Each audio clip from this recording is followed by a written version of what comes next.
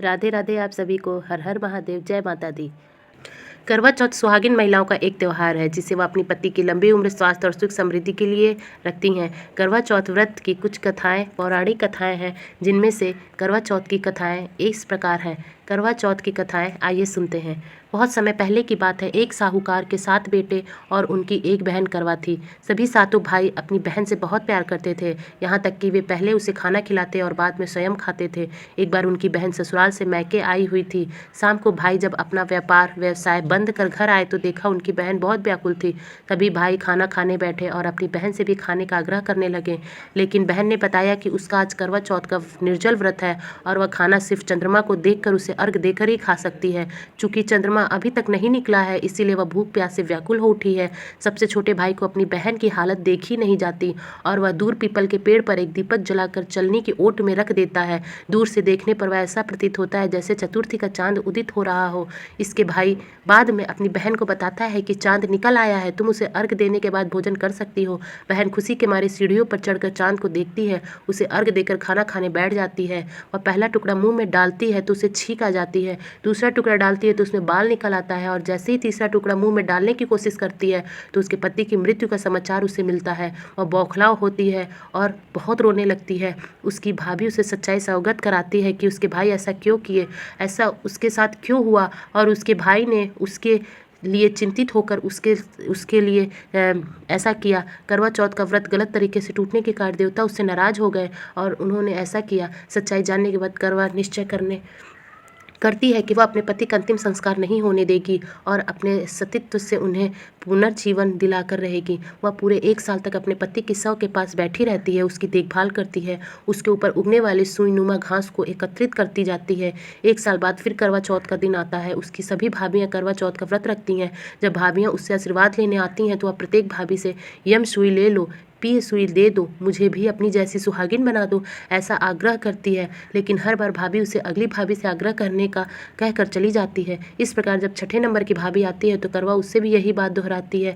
यह भाभी उसे बताती है चूंकि सबसे छोटे भाई की वजह से उसका व्रत टूटा था, अतः उसकी पत्नी में ही शक्ति है कि वह तुम्हारे पति को दोबारा जीवित कर सकती है। इससे जब वह आए तो तुम उसे पकड़ लेना, जब तक वह तुम्हारे पति को जिंदा न कर दे उसे नहीं छोड़ना। ऐसा कहकर वह चली जाती है।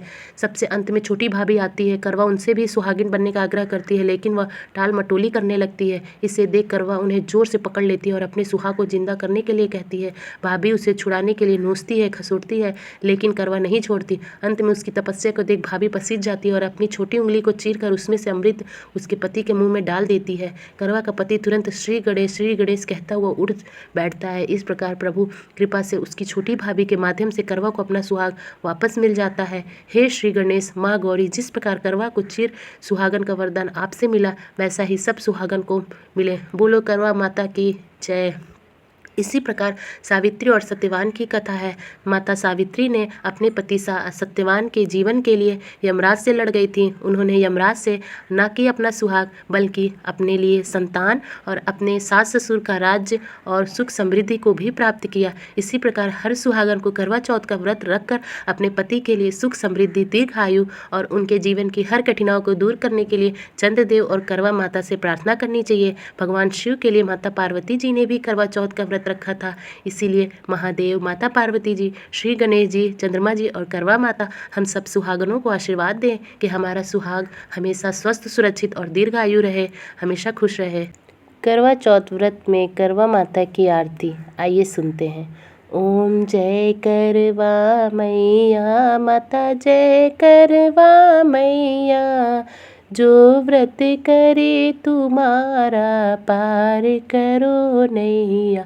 ओम जय करवा मैया, सब जग की हो माता, तुम हो रुद्राणी मैया, तुम हो रुद्राणी। यस तुम्हारा गावत जग के सब प्राणी। ओम जय करवा मैया।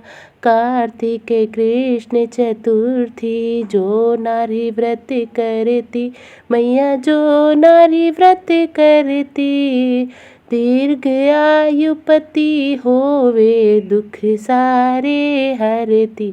ओम जय करवा मैया। ओम जय करवा मैया माता जय करवा मैया, जो व्रत करे तुम्हारा पार करो नैया। ओम जय करवा मैया, होए सुहागिन नारी सुख संपत्ति पावे, माता सुख संपत्ति पावे। गणपति जी बड़े दयालु विघ्न सभी नासे। ओम जय करवा मैया, करवा मैया की आरती व्रत कर जो गावे, माता व्रत कर जो गावे।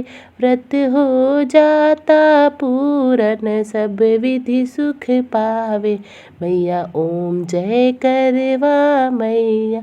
ओम जय करवा मैया माता जय करवा मैया, जो व्रत करे तुम्हारा पाप करो नैया।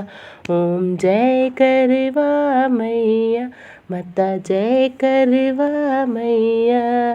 प्रेम से बोलो जय करवा माता की। प्रेम से बोलो हर हर महादेव, जय माता पार्वती जी। प्रेम से बोलो जय गणपति बप्पा।